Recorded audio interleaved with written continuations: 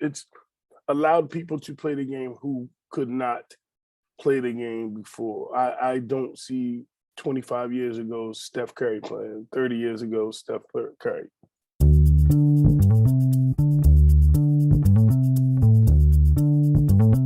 Greetings and salutations, and welcome to the Odd Coaches Podcast. I am your host, Dr. Keith Adams, and with me today, and it's with sadness, it's melancholy. He is the mark to my Jay Briscoe and the Briscoe brothers. Rest in peace, Jay Briscoe, the icon, the showstopper, the main event, and the reason why we are here. Coach Mike Francis. And Coach, I don't know how deep you go with wrestling and independence and ROH, Ring of Honor. I know AJ probably had some relationship just because of being on the road and being an independent. But last week we lost Jay Briscoe, tragic car accident, 38 years old. And the Briscoes started to come into play, not Jack and Jerry, but Mark and Jay, right around the time I started dissertating. So I didn't really fully see their entire career, but their matches were phenomenal, and man, them boys got it in. So wanted to send our thoughts out to their friends and family. And again, I think AJ's probably had some conversations with the Briscoes over the years, just being on the road. Yes, sir. Yes, sir. Okay. Glad to be here. All right. So segment one, fans, I'm excited about this, probably more than anybody in the country, because I'm a post player. And we're going to talk about the lost art of post play. CBS Sports, again, fast becoming one of my favorite sites to just look at and peruse. So shout out to CBS Sports and Sports Illustrated. I miss getting that every week when we were younger. We used to go to the barbershop looking for Sports Illustrated. They did a extended article, both of them, on the lost art of playing with your back to the basket in the NBA and kind of what happens to those who still believe in that play. So, Mike, a couple of quick things before I get your initial thoughts. Akeem Olajuwon possibly is the greatest center in terms of footwork that I possibly ever seen. And that comes from playing soccer as a youth and all the things he used to do as a youth. And just a mere 20 years ago, people like Kobe Bryant would seek out the dream, go work with him in the offseason on post moves. And LeBron James did it right after he was struggling with the Heat after they lost to Dallas, if I'm not mistaken. But over the years now, fewer and fewer people have called Olajuwon, and to quote Akeem Olajuwon, nobody posted up anymore. The most prolific post-up teams today, like the Denver Nuggets and the Philadelphia 76ers, attempt only 6 post shots on the block per game on average, or as many as half of the league average in 2010. Meanwhile, even the least prolific three-point shooting teams, like your Lakers, launch 33s per game. The legendary Pete Newell, who's a big man guru, said before his death in 2008, a generation was being overcoached and undertaught. So before we talk about what happened, any thoughts on Coach Newell's, quote about a generation being overcoached and undertaught about basketball?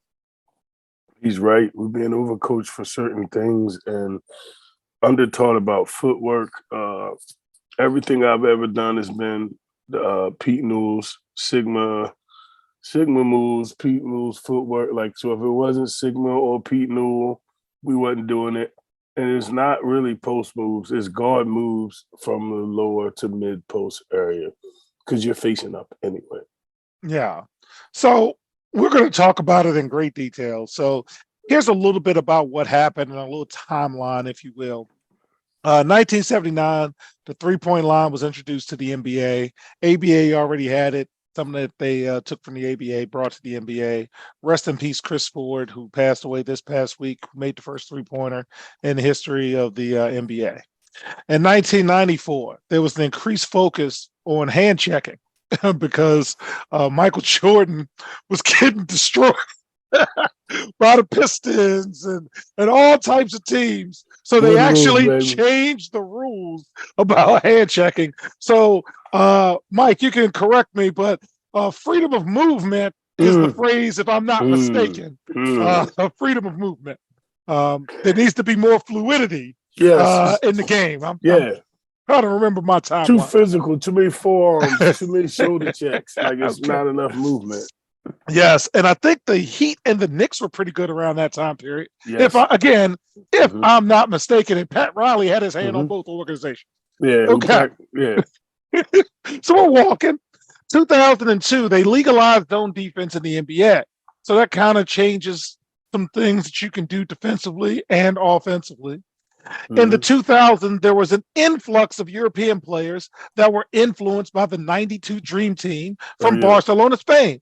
This encouraged international bigs to learn the game by facing up because they learn in the academy system and everybody kind of plays a certain way. And as you see in the league, a lot of international players are in. All of these things led to the increased use of analytics in basketball. And basketball math is very simple when it comes to analytics. Three is greater than two. So if you make more threes than twos, you're going to win the ball game. So 3-pointers and free throws are the new holy grail. The mid-range game is over. Rest in peace to players like Bernard King and Alex English and Adrian Dantley, guys like that. And post moves were starting to be disliked. By 2015, Grantland, and we missed that publication. That was really good. Zach Lowe of the Low Post podcast started asking whether, in its zeal to make the game more exciting, the league inadvertently killed the back to the basket player. Hmm. Mike, any thoughts on that before we move on? I did because people who are like who are novice to basketball wouldn't understand everything that goes into that, and it's not sexy.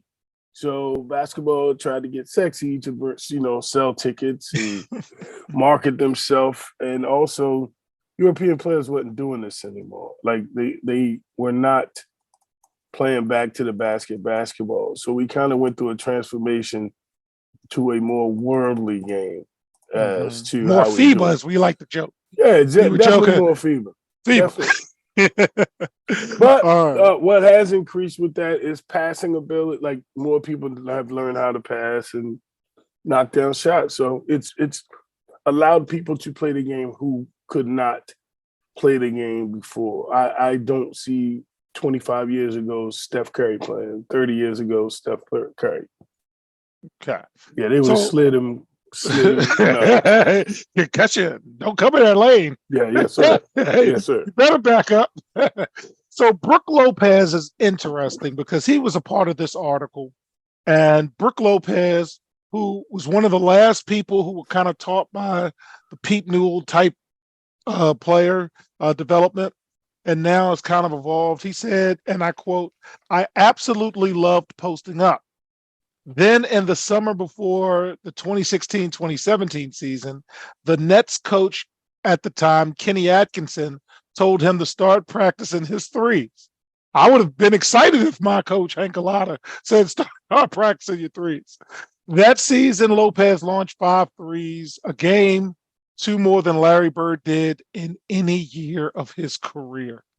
Lopez adapted, survived, but others struggled, kind of like a guy like Greg Monroe, who in a previous generation may have been a better player.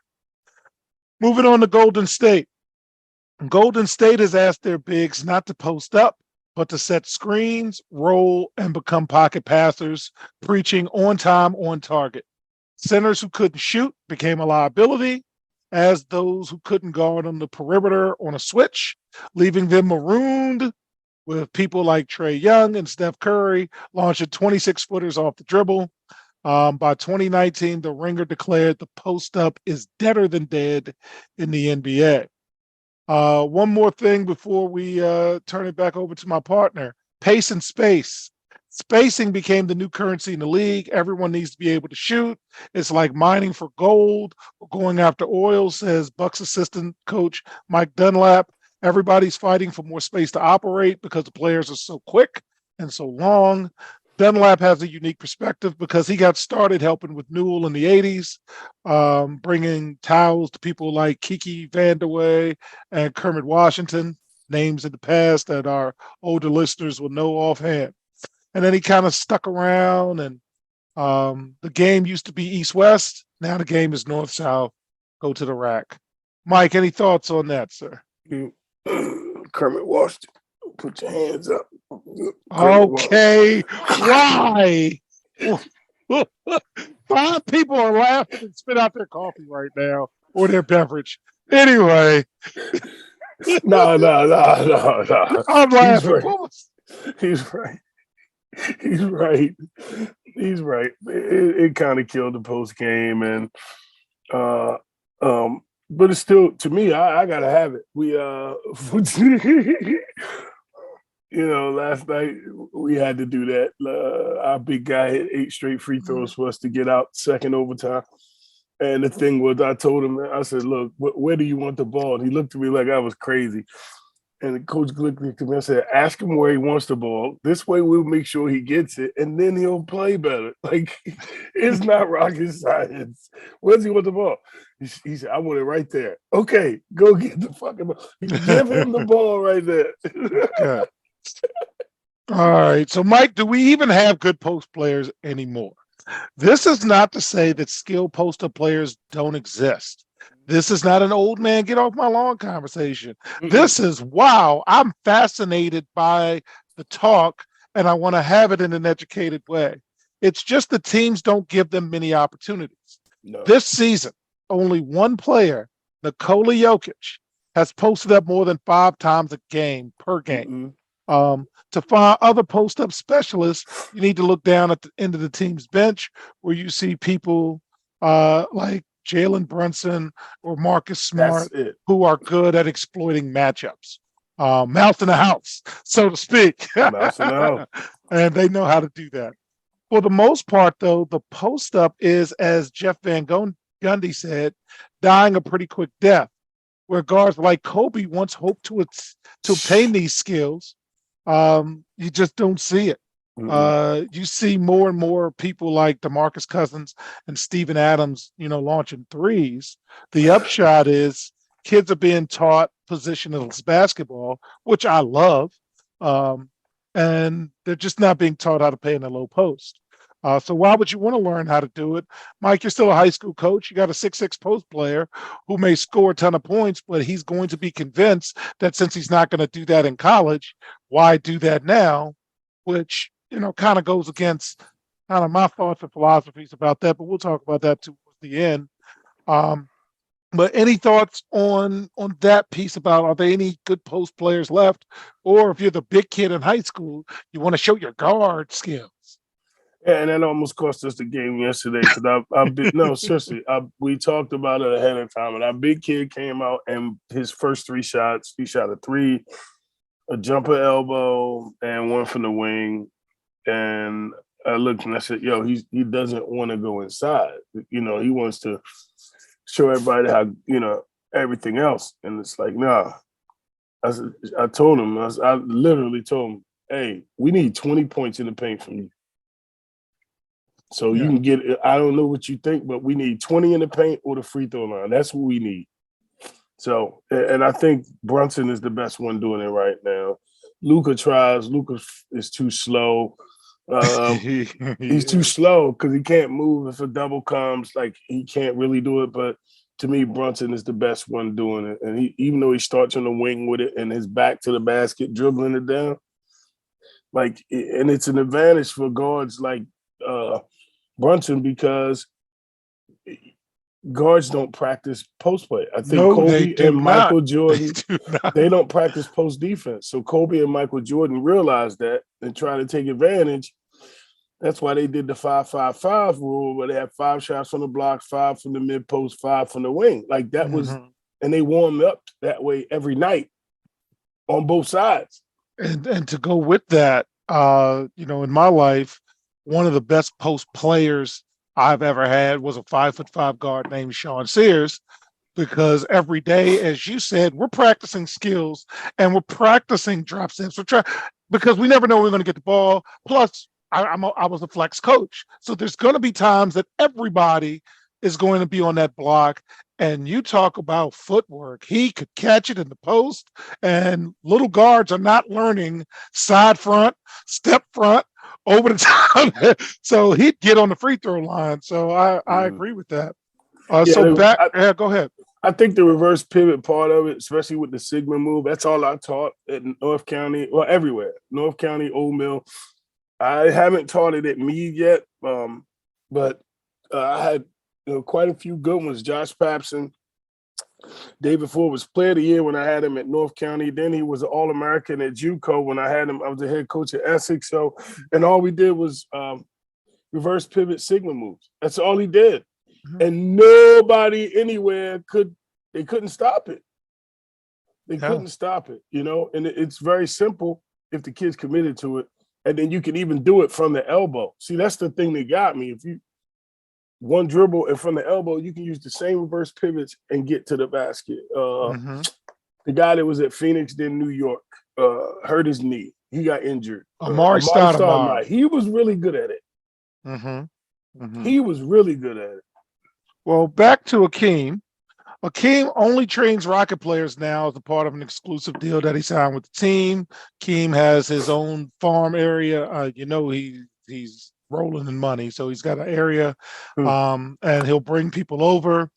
He watches today's stars, and here's his take on Embiid, and I want to get your response to that. So his take on Embiid: Akeem likes him. He's giving him advice, but he has questions. He's got all the moves, but leveraging the moves is different. Why is he out shooting threes when he has an advantage every night? It's not that he takes threes, it's when he takes it. It's like he's settling for threes, and you shouldn't settle. So, any thoughts on Keem's take on Joel Embiid? He's right. And that's what get me. Like I always talk about percentages. Like if you drive to the basket the wrong play and you make it, that doesn't still make it the right play just because the basket went in. Hmm. Because the next time you're going to drive the basket when it's the wrong play and then you turn it over. And now we're playing 50-50 ball. I need more than 50-50 ball.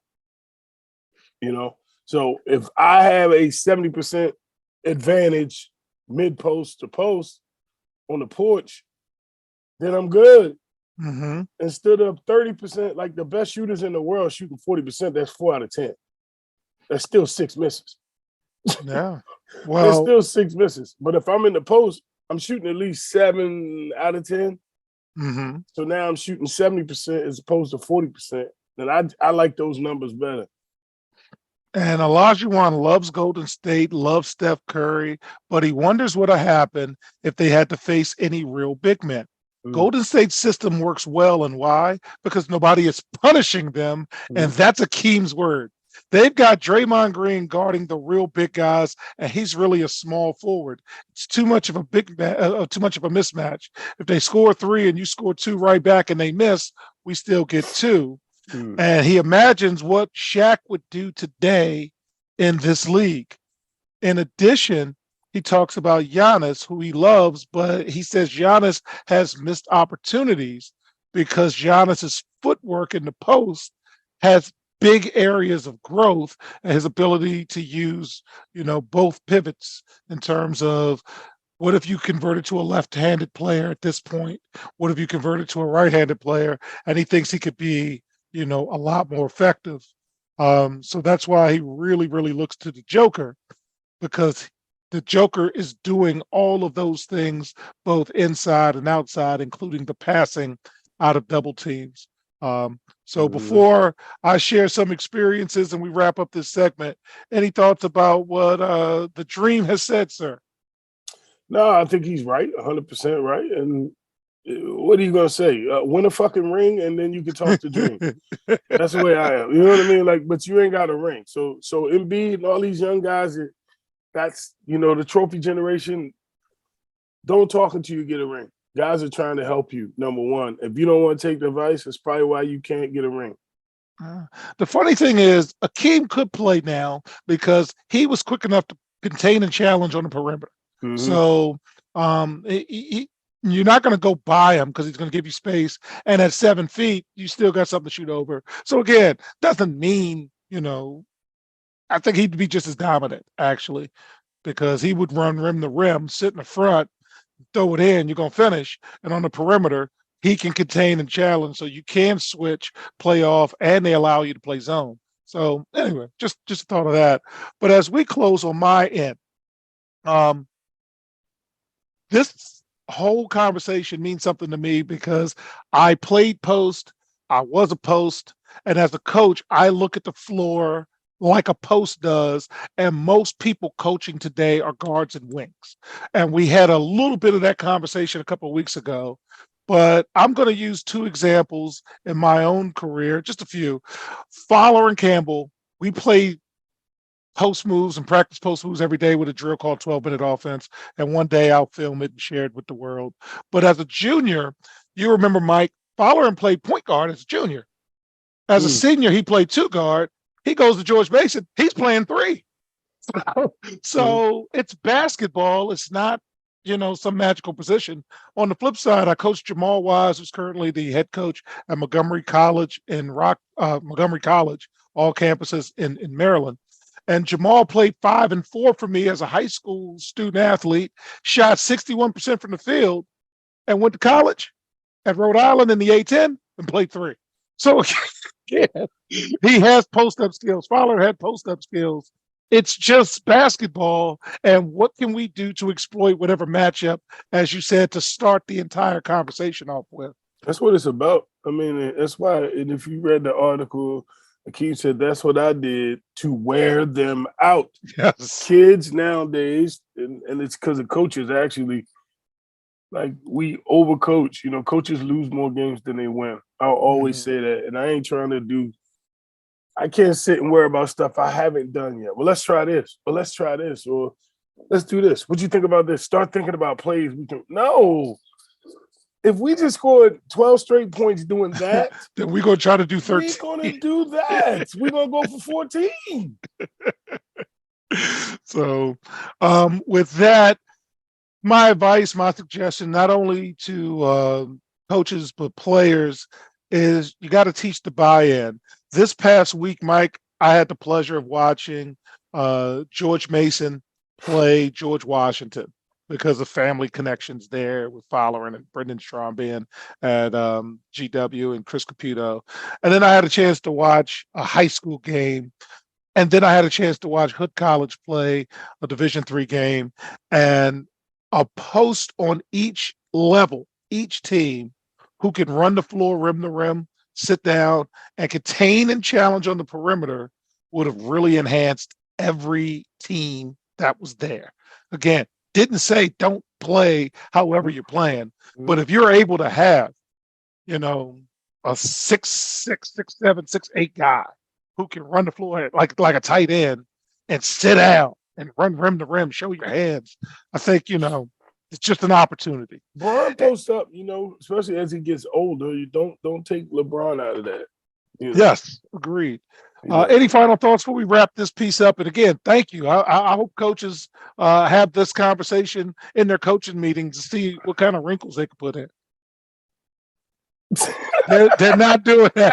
I'm always believing, Mike, that people met like we did. We always met, and we always talked, and we always looked for different things. And you gave me the look my wife gives me sometimes, saying you're giving people too much credit in terms of how much time and effort they put in their jobs, because not everybody is going to be you. That's why you've had a modicum of success. I don't get it.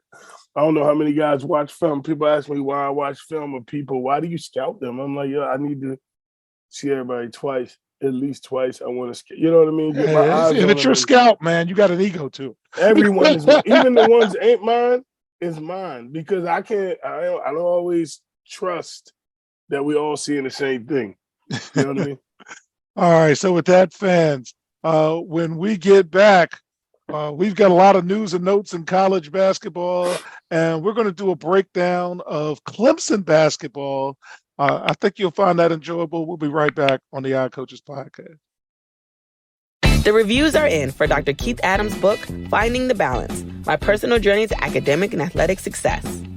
College professor and student athlete academic expert Dr. Lisa Rubin said, "There is nothing out there like this book, so I do hope people will pay attention and give it a read." Former George Mason standout Folarin Campbell said, "Consider this book an opportunity to work directly with Dr. Adams just like I did. I assure you that there will be something you can take away that will be useful to you throughout your personal journey." Ryan Waite, a recent college graduate who is a software engineer, said, "I like how the book is based on research, which makes it good for general students as well as student athletes." The book serves as both a memoir to Dr. Adams' 30-year academic and athletic career, as well as an instructional guide to assist student athletes, parents, coaches, teachers, and administrators navigate through the challenges of finding a better balance between academic and athletic success. The book includes over 15 personal stories and anecdotes from Dr. Adams, along with numerous former players and colleagues from a variety of sports and endeavors. You can order your copy at www.ckasaveproject.org. From the main page, simply click CKA Save Project Services and order the Find the Balance book. For more information, contact Dr. Keith Adams by email at cka@ckasaveproject.org. Welcome back to the Odd Coaches podcast. Still laughing at Coach Francis' joke. All right, segment two. First of all, we want to start off with something extremely serious. There's a Darius Miles update, and we're talking about the former Alabama basketball player, Darius Miles. He has obtained new attorneys. Tuscaloosa, Alabama attorneys Mary Turner, Kayla Griffin, and Grace Prince of the Turner Law Group now represent him. Miles and Michael Lynn Davis were arrested and charged with capital murder after 23-year-old Jamia Janae Harris of Birmingham, Alabama, was shot and killed January 15th near the Strip in Tuscaloosa. Fans who want to know, capital murder means they're going after the death penalty if it gets that far. That's what the capital piece is. New court documents released last week stated that Miles aided and abetted Davis in Harris's shooting death. The documents also state that Miles admitted to providing Davis with the handgun immediately prior to the shooting. Miles and Davis are currently being held without bond. I just wanted to give some excerpts from the statement from the attorneys, and this is something we will follow. Darius and his family and all of the Turner Law Group, first and foremost, want to express their deepest sympathy and condolences to the family and friends of Jamia Janae Harris. This is a tragic and sad situation, and our hearts go out to all that's been affected. Darius is distraught over the situation and deeply saddened. Darius is also saddened by the negative light the University of Alabama, his coaches, his teammates, and family, all who've had a positive influence in his life. Darius and his family appreciate all who have shown support and prayers. And again, he will be represented by the Turner Law Group. A preliminary hearing is set for February 7th. So we will stay tuned to that. Mike, I will not put you in a bad spot. So if you want to move on to Mike Bray, we can move on to Mike Bray. Please. All right. So, but again, we will not run from this stuff, fans, but we did want to at least tell you what the facts were. And that's, the legal process is slow, but it does go at points. All right. Salute to Mike Bray. So Mike Bray is a longtime friend of mine. I know Coach. I don't know if you guys are close, but Mike went to DeMatha, coached at DeMatha. He was really close with Hank, and that's how I got to know him.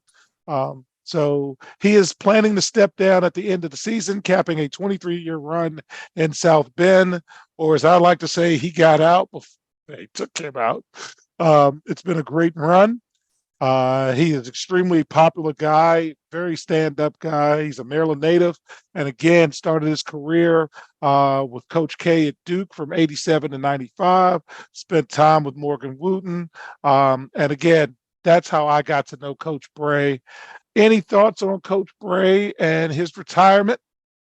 Or do you think he's going to come back? Yeah, I think he's going to come back. I think he's stepping away now, and I think part of not getting the Maryland job was being so entrenched in Notre Dame and what they're doing. I think he takes a year off at most, and he'll find somewhere else to go because he's a good coach. That's who I was hoping that University of Maryland would hire. He has the skill and ability and staff put together that can recruit in the Midwest, which is what you have to be able to do when you're winning or playing Big Ten basketball. Big Ten basketball is Midwest basketball. It's not East Coast up and down running, let's go, go, go. It's more of a methodical, physical, almost robot-esque kind of game. It's almost football players playing basketball in the Big Ten. And as I said before, that's Maryland's issue as they transition. They still were recruiting guys to compete against ACC. Clemson, Florida State, stuff like that. I'm going to pause on Clemson for a second. I want to delve into that just a little more from you, Mike. So you thought that Maryland still recruited to play Carolina, Duke, those guys, instead of playing Michigan State. And can you explain that a little more for our audience? The first two, like we talked about post play and things like that. Like, ACC teams got one guy who's going to protect the rim. They're going to have one big guy inside, maybe another, maybe undersized 4 who's a little physical, but also can pass the ball. And Big Ten is just big clump screen setters and rebounders. That's what you get in the Big Ten. And then if they're skilled, then you have a better team. Like Luka Garza was a big guy. If you see, we talk about post play not being there. The Big Ten still has it. Mm-hmm. Mm-hmm. The current kid now playing over at not Iowa, but Michigan or Purdue. Yeah, like Michigan keeps him always. Purdue really keeps him. So Illinois had him. So they've had that big post player, that 7-footer, the guy who's going to get putbacks, guy who's going to defend the basket, that rim protector. So it's a different brand of basketball. It's more of a physical, brand of basketball. Even the guards are big guards. You know what I mean? Yes. Big broad Michigan State's guards. Physicality is well documented. Right? The Draymond Greens of the world. That's what you get in the Big Ten. Well, in the ACC, you get the Carmelo Anthony's. That's the Rudy Gays when he was in the Big East. Like when you come over this way, that's the difference in the game. Okay. Well, coaching on the hot seat, Clemson basketball. So at the beginning of the year, we talked about some coaches nationally, based on national publications that were on the hot seat. And Brad Brownell from Clemson was one of the handful of coaches believed to be working under an unspoken degree of NCAA tournament or bust. To the surprise of many, Clemson is now ranked 19th in the country at the time of this taping. And they are projected to be a tournament team. And not just that, they were picked in the preseason to be 11th in the conference. And now they're in first place and they're really going after it. Brownell has been at Clemson since 2010. And he's got 3 tournament appearances. So being on the hot seat, it comes with the business. They just beat Duke for his 400th win, which is 233 at Clemson. I saw them play Virginia Tech, rounded out a victory. It's amazing, Mike. I don't know if you've ever coached on the hot seat. That's why, this kind of, resonated with me because I've been there, and it's still not over, but I still think he has to win those games and, try to make it to the second weekend of the tournament. But Mike, you read the article, you read the notes. Any thoughts on this situation? Second weekend of the tournament. I think he's got to make it out of the first weekend of the tournament. I think he's going regardless. Oh, okay. I think he's going regardless. I don't think he makes it outside of this season. I really don't. No. Now, why is that? Because he's got him in the top 20. And if administration says, here's the new contract, now he can go back on the recruiting road. But he does have some player buy-in. And here's the big move that he made. They had a bad loss against Loyola of Chicago, who's at the bottom of the A-10 right now. So gone are those back-to-back Final Four teams. And he opted to change his starting lineup. So for the first time in 21 years as a head coach, he moved away from a three-guard approach in the middle of the season. And he really focused on rebounding and being defensive, and it's paid off. He moved from that three-guard lineup to a more traditional lineup, and he's really pounding things inside, and they're getting second, third, fourth shot opportunities, and the players have bought into that. So, any thoughts on that switch that he made in the middle of a season? Because again, coaches sometimes are stubborn in terms of making those personnel moves. Are you saying that he has an advantage now because he has bigger put? I'm saying that he's in the top 20 in the country, and they started to win after they made a lineup and emphasized defense and increased physicality over the three-guard lineup that he was running. Well, I'm glad to see that he's changed it, but I still don't see him making it out of this year. I just don't see him. That's me. I don't see him making it out. I think there's still, he made a switch and everything, but if I'm the AD and this is working, why didn't you do it before? Why didn't you do it before the season started? Why didn't you do it last year? Why didn't you do it like why? This seems desperation. After you get that contract, are you gonna go back to your other way? And now that you're comfortable and secure. All right. So again, I have coached knowing that administration was thinking about making a move. Why would they? It's not an easy thing to do. Brad has acknowledged that publicly, and his teams are playing well. We continue to watch, monitor them. Good luck to you guys. It's tough, and we will see what happens. And when we come back in segment 3, we'll talk about the current week in basketball, both college and pro, on the iCoaches podcast. There is an old business adage that says, what gets measured and monitored gets done. It is also fact that deadlines spur action. That is what the CKA Save Project academic monitoring service can do for student athletes. Measure and monitor their academic progress to improve their grades. Our academic monitoring services provide ongoing academic support for student athletes for a designated period of time. Our academic success coaches work with student athletes on time management and organizational skills, along with improving their ability to self-advocate. Every few weeks, our academic success coaches meet with student athletes to assess their academic progress as well as provide ongoing academic advising.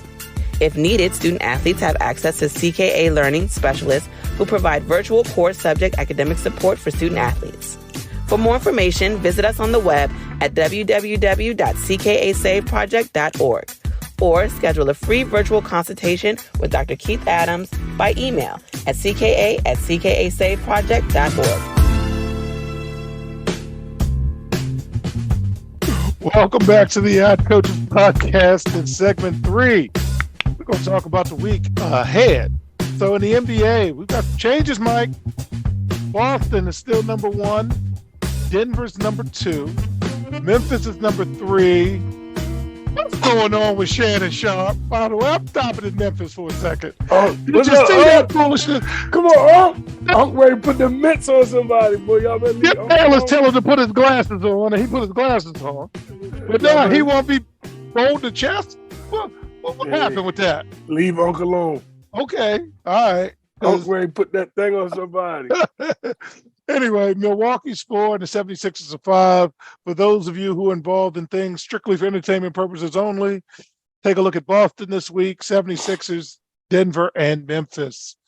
All right, games of the week, Friday, January 27th, Orlando versus Miami. I really haven't seen the rookie Paolo Banchero. Did I get his name right? Or am I close enough for you because you don't care? Close enough for me, you know. I got to see him play before I remember his name. So I want to watch him play on Friday against Miami. So I had a chance to see them, and we passed on it when I was in Florida, but I want to kind of watch them play. And Saturday, January 28th, we have Denver versus the 76ers. I do want to see Embiid play, but I think Joker is still injured. So I think he is. I don't know. In terms of college basketball, Mike, I had to shuffle this based on that debacle yesterday at Fog Allen Fieldhouse. Oh my God. So Houston is number 1, Purdue is number 2, Alabama is number 3, Texas is number 4, and Kansas drops to 5 because you can't get beat like that at home. I think you're gonna still be number 2 in our poll. Can't do it, but I can drop you to 5. Okay. Well, I mean, go ahead. Go ahead. That was a beat. You can't get beat at home like that, How often does that happen? and that's why they only dropped to 5. Okay. That's why they dropped to 5. I didn't abandon them. They're not Okay. Arizona and UCLA and that kind of stuff. But strictly for entertainment purposes only, teams to watch: Houston, Eastern Washington, Charleston. The nation started to jump on the Charleston thing. Florida Atlantic, Oh my State, God. and check out UCLA. Check out UCLA. All So- right. TCU trying to get it done in football and basketball. Man, they doing something. Friday, January 27th, Iona is playing Siena. And for local people, I kind of want to see how Coach Patino is doing. I'll just leave it at that, Mike, since people want to be a little more interested in Coach Patino's happening. Would y'all leave him locally. alone? It is a Catholic school, so he's traditionally, I'm just- one of the guys mentioned in most of these Catholic school jobs. But Okay. go ahead. I'm waiting. Checking it out. Ain't in place.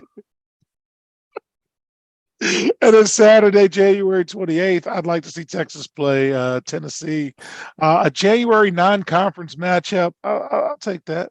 And it is a preview of when Texas goes to the SEC. So let's see how they do with that. It's a preview. No. Nah. UCLA Colorado game. I think I'll watch that one. Okay. You All got right. it listed. I think that'll be a good one. Well, that's the women's game, though. So Yeah, that's what I'm we'll saying. watch that. I think- Okay. So in the women's rankings, number 1 is South Carolina. Number 2 is Ohio State. Number 3 is LSU. And did you see they messing with LSU's player? I love her. Who's She's this? right, Can you though. talk a little bit about that? 'Cause Yeah, I forgot her can. name, but Yeah, I 'cause agree with Asian. what she said. Yeah, Okay. first of all, she transferred from Maryland.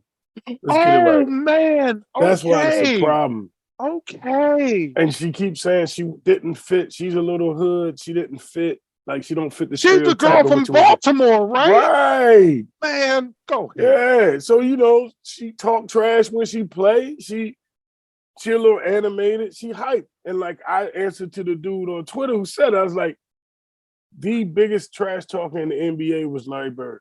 Y'all never said a word. The Fiery, dirtiest, passionate. the dirty, yeah, he was spirited. The dirtiest player every year for umpteen years, John Stockton. John Stockton. Voted by the players.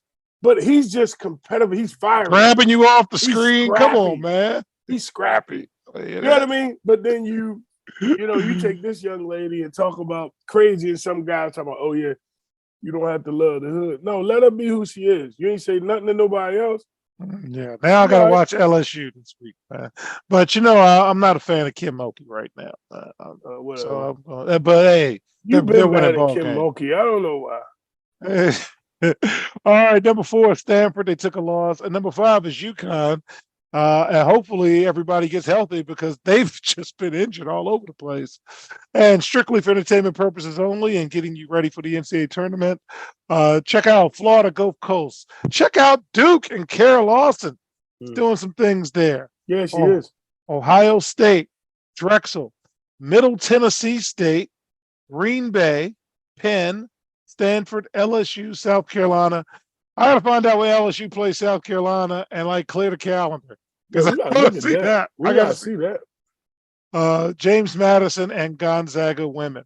So Friday, our Pac-12 game of the week because women don't tend to play a lot of ranked games on Friday nights. UCLA, Colorado. When does Dion's daughter start there? Is that going to be Man, next she ain't year? she can't come this year, I would think, Okay. unless she hadn't played. But no, she played. I'll put that on my list. 0.5s upstairs. Yeah, I don't think she. No, I don't think she can. I don't think they're gonna let her play immediately. You know what I mean? Like I can't see that happening. Yeah. And Hell no, I can't see that happening. And January 28th, Saturday the 28th, Oklahoma is playing Iowa State. Check that out. And finally, we got two things with the WNBA that I want to get out there. One for now and one for next week. So, Mike, you don't even know the one for next week. Maya Moore retired formally, and I want to give her flowers. She lifted the national championship trophy twice at UConn. Players of the Year, won 4 NBA titles in 7 years with the Minnesota Lynx. She was a finals MVP. She was a league MVP, 2-time Olympic gold medalist, 2011 Rookie of the Year. As a player, and this goes to my partner, she won 73.8% of her games.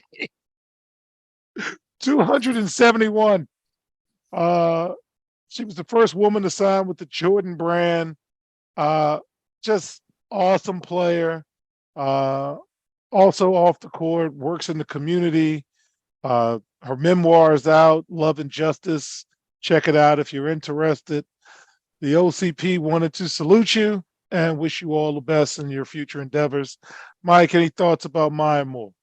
Congratulations on a great career, true trendsetter, a winner above everything else, a winner. Like the best thing you can tell me as an athlete, coach, or anything that I was a winner. All right.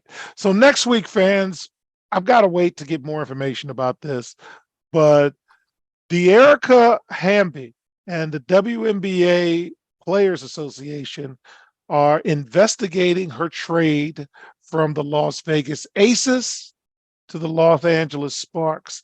The WNBA PA announced Saturday that it's begun an investigation into how the Las Vegas Aces managed the trade. Hamby claimed that the Aces were dishonest with her during contract negotiations because they falsely accused her of signing an extension knowingly while she was pregnant, which again, I'm not understanding how one equates to the other. She's a 2-time Sixth Player of the Year, and she announced her second pregnancy after they won their title last September, prompting the Aces management to question her commitment to the team, apparently based upon Hamby. So we will let this play out some more, get some more information over the course of the week, and then have a more educated, enriching conversation. But yes, this situation has caused me a little bit of pause, so I want to do some homework about it. Mike, did that even come across your desk before we leave? It did not. And what you mean you investigated? It sounds like they traded the girl because she was pregnant. That ain't hard to investigate. We're going to allow a union in the league to have those conversations before we can look at that. So on behalf of my tag team partner, Coach Mike Francis, I'm Dr. Keith Adams saying thank you for listening and watching the Odd Coaches podcast. And we will see you on the sidelines. Till next time, take care. The Odd Coaches podcast is sponsored by the CKA Save Project. The CKA Save Project is an industry leader in providing student-athlete academic and athletic support.